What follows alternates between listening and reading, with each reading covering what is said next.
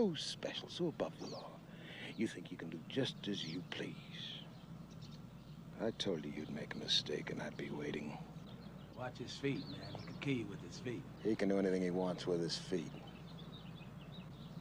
Do you think those Green Beret karate tricks gonna help you against all these boys? Well, it doesn't look to me like I really have any choice now, does it? No, that's right, you don't. You know what I think I'm gonna do then? Just for the hell of it. Tell me.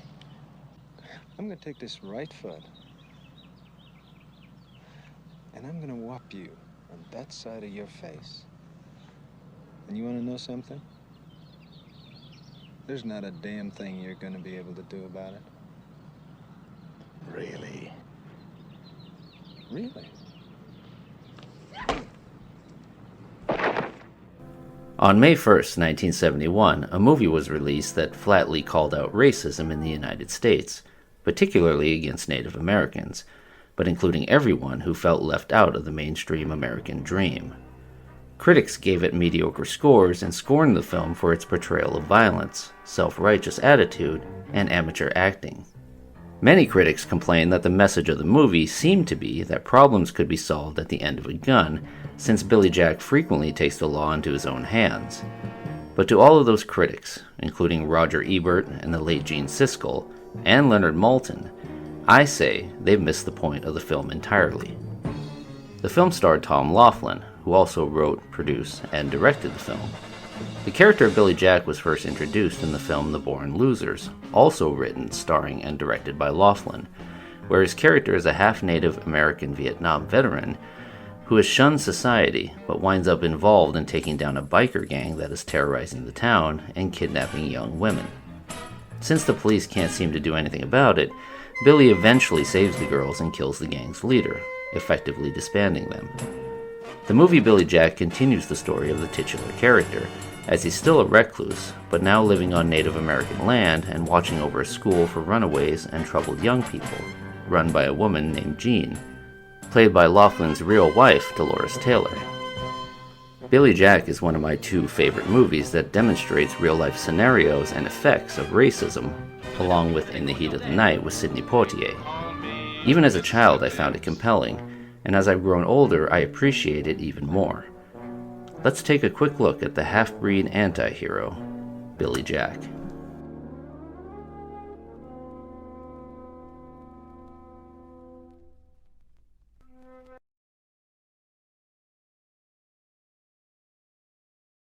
The movie starts off with Sheriff Cole, played by Clark Howard, driving out to tell his deputy Mike, played by Kenneth Tobey, that they found his runaway teenage daughter Barbara in the Haight-Ashbury district of San Francisco and are returning her home.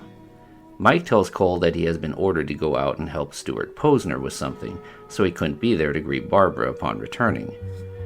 It's never divulged exactly what Mr. Posner does, but it is established over the course of the film that he is a corrupt, wealthy businessman that serves on the city council and has a lot of power over the people of the town they live in.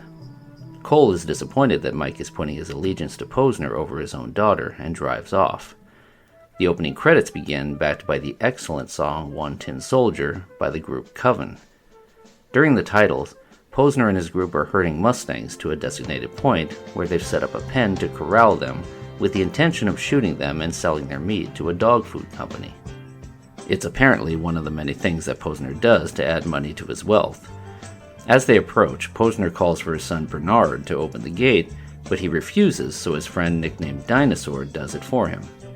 When Posner tells Bernard to take the first shot, Bernard says he can't.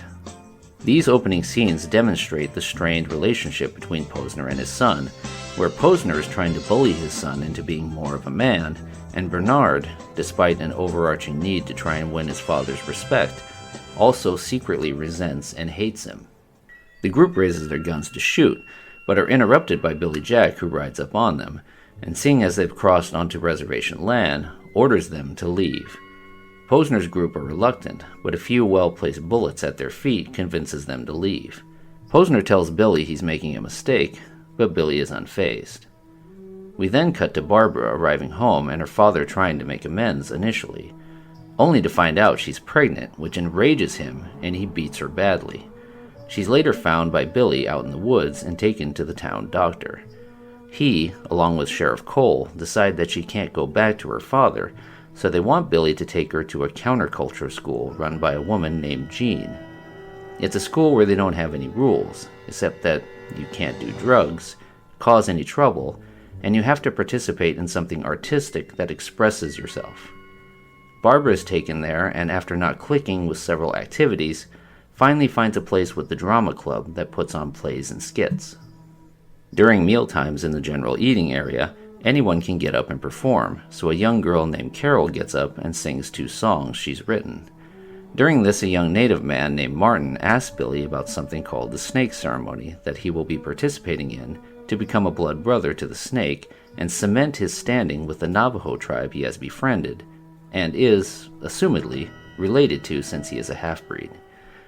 The students are planning a trip into town the next day, and Jean is worried about it. Billy consoles her and tells her that she can't protect them forever, and whatever will happen will just happen. This scene also demonstrates that the 2 characters of Billy and Jean have feelings for each other.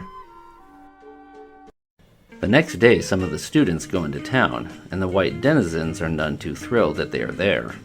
This eventually leads to a cafe owner refusing to serve Martin's group, because they're mostly Native American, but not before an overconfident Bernard bets his friends that he can take home one of the pretty girl students from the school named Kit. He tries to pick her up, only for her to hilariously reject him. Cut to the next scene where she's joining her friends in the cafe where the owner won't serve Martin's group. Bernard shows up when tensions run high and tells everyone he can solve their problem by making the natives white, where he then dumps flour on them. Billy Jack then shows up, and while one of Bernard's friends fetches the sheriff and Posner, Billy goes on a rampage and beats Bernard and his friends. Posner then shows up with about a dozen men, and they corner Billy, who tries to fight off the group, injuring several of them, but is eventually overtaken and beaten. Just then, Sheriff Cole shows up and breaks it up. When asked if there would be charges for someone, anyone, he states that where would he even begin, and lets everyone go. This is one of the favorite scenes for many Billy Jack fans, including myself, as it demonstrates what real-life racism looks like, but also a realistic consequence of standing up for it. Also, the humorous line delivery by Tom Laughlin when he kicks Posner in the face is absolutely priceless. Martin then winds up breaking his leg in a riding accident, and we begin to see the first signs that Barbara and Martin like each other. Meanwhile, Sheriff Cole has shown up with the police and Posner to search the school for Barbara. Seeing as it's on reservation land, they don't actually have the authority to do this, but Jean allows it, knowing that Barbara has already left for a few days with Billy, knowing that they would come looking for her. Deputy Mike gets up and tries to offer the students $1,000 to tell him where Barbara is, but they drown him out, singing a counterculture song. He eventually gets frustrated, and they all leave. We then go to a meeting of the city council, where they recommend restricting students from coming into town except on Saturdays for 2 hours. This leads into a hot debate between the council and the students of the school. It culminates with the students inviting 2 council members to visit the school and see what they're about before passing judgment on them. They accept, and after touring the school and seeing a humorous skit performed by their drama group, they indeed change their minds and actually encourage the drama group to give a performance in town to try and warm the townspeople up to them as well.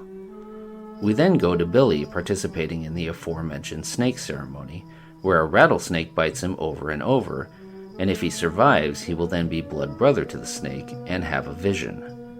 After the snake bites him repeatedly, Billy passes out and awakes the next day, supposedly, now channeling the spirit of a great long-dead chief elder, where Billy gives a long philosophical speech to the natives listening. In the distance, though, Bernard and Dinosaur are watching, and Bernard considers shooting down Billy for a moment to please his father, but Dinosaur points out that if they do that, they'll have the entire tribe hunting them. Bernard decides not to shoot Billy, but before leaving, the 2 spot Barbara and Martin frolicking by the water, and they wind up telling Deputy Mike that she's involved with the native boy. This enrages Mike, who finds Martin buying paint in town and threatens him to leave Barbara alone and tell him where she is. Jean and Kit wind up intervening and rescuing Martin. Meanwhile, the school has decided to take the councilman's advice and do some street theater in town, which does go over very well. While this is going on, Bernard takes one of the girls from the school and at first tries to offer her the $1,000 to tell him where Barbara is, but when she refuses, he threatens her with a knife, cutting off her top to humiliate her. Just then, Jean and Billy show up, and while Billy wants to beat Bernard at first, Jean warns him that they would take it out on the school if he did, so she instead suggests that Billy force Bernard to drive his brand new expensive car into the lake. Billy likes the idea and does just that, threatening that if Bernard tries to drive away or use the knife to defend himself, bad things would happen. Bernard, being scared of Billy, drives his car into the lake when ordered. We then cut to later, where Bernard's car is being dragged from the lake, and Posner is berating his son for listening to Billy without Billy pulling out any sort of weapon to threaten him. We then get a scene between Barbara and Martin, where she is perplexed that he hasn't tried to sleep with her as all guys usually do, and he explains that he loves her for who she is, not what he can get from her, which makes her realize he really does love her. Barbara then suffers a horse riding accident like Martin did, and winds up losing the baby. Meanwhile, Bernard and Dinosaur are still out roaming around looking for Barbara near the school, when they spot Jean skinny dipping in the lake. They kidnap her, and eventually Bernard tentatively assaults her, trying to prove he's a man and to get revenge for his car. Kit finds them as Bernard is finishing up, and he and Dinosaur run off. Jean begs Kit not to tell Billy what happened, knowing he would kill Bernard for it, and that could get the school closed for good. Kit reluctantly agrees. Posner and Deputy Mike show up that night to try and ruin the school's big performance they had planned in town, when Sheriff Cole stops them. Bernard suggests to his father that they abduct Martin and use him as ransom to get Barbara back, which they do, but wind up having to abduct Kit as well when she comes looking for Martin during the performance. She winds up stealing a rifle from one of the trucks as Deputy Mike beats on Martin, and Martin escapes. Bernard and Dinosaur go after him and wind up in a shootout. Billy shows up to rescue Kit and finds out that Martin has been killed by Bernard.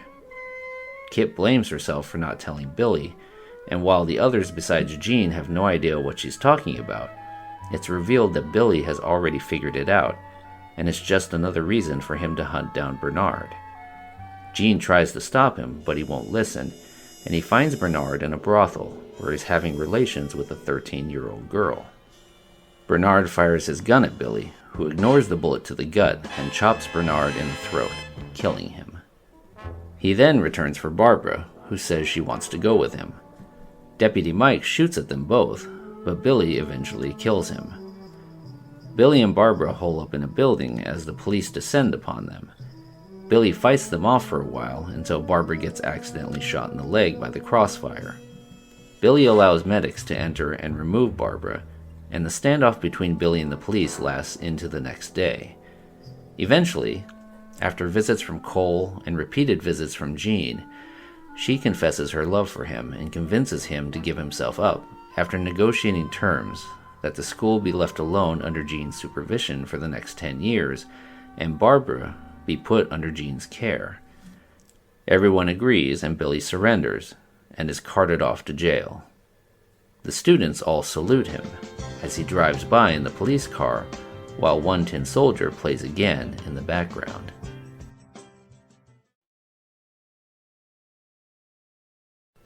Billy Jack has always been one of my favorite movies. Does it have its flaws? Sure.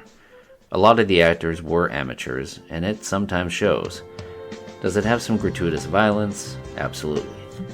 But the message and heart of the movie overshadows all of that, I believe. It is still a stark reminder and example of what racism looked like in the 70s, and for all of the critics of the time who misread the intentioned message of the movie, no, it wasn't about solving injustice with violence, as Billy himself comes to that same conclusion at the end of the movie when he surrenders. That violence doesn't solve anything at all, and that his own rage is hypocritical of the message he preaches about wanting a world with love and peace. The movie makes that clear, and I'm not sure how so many critics misunderstood that. Their overarching message of the movie is that racism does exist, even more so back then, and that we should point it out and fight against it, but not with the same hatefulness that racists display themselves, rather with love and kindness.